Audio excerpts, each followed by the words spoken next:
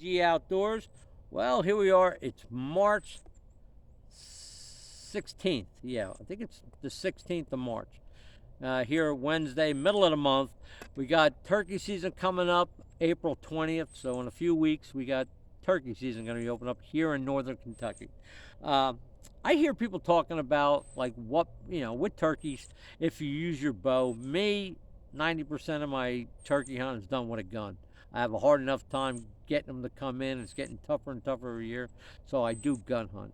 Uh, if I get a different type of spot, because I hunt the woods, so it's really hard for a bow for me. If I get a spot where I can hunt a field, maybe I'll put up a ground blind and see what I can do. Well, getting back to the broadheads for turkey hunting. What I like to do, and I've killed them in the fall with my bow. Had them, come underneath my tree stand and got them. Here in Kentucky, you're allowed.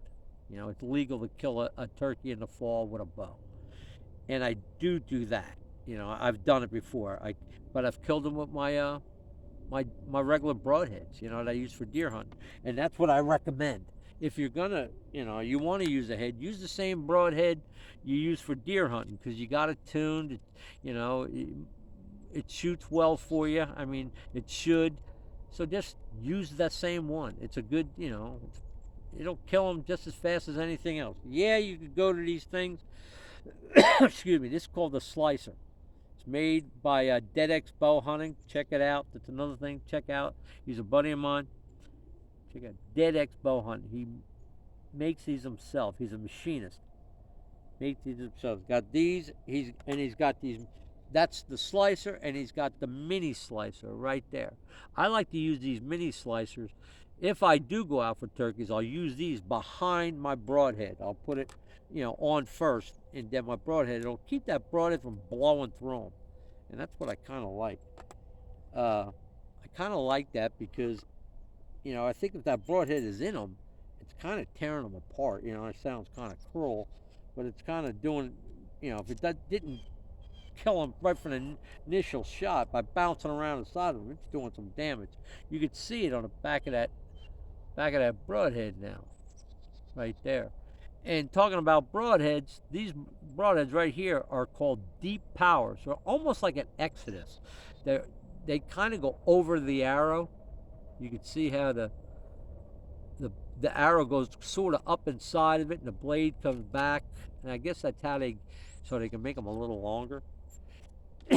You can see it right there, how the blade itself comes a little past, and I like it. It's a smaller broadhead, and I like that. It flies more like a target tip. I don't think any fixed head flies exactly like a target tip. I mean, I gotta adjust my pins ever so slightly, not much. I mean, these things fly really true. Like I said, they're called deep power. Good part about it, they're $17 for 5 of these. I've seen them as low as $15 on Amazon, on eBay. You look on eBay, you probably find them cheaper than that. I know it's probably a Korean made. I mean, here we go again. That's why I call myself against the grain outdoors.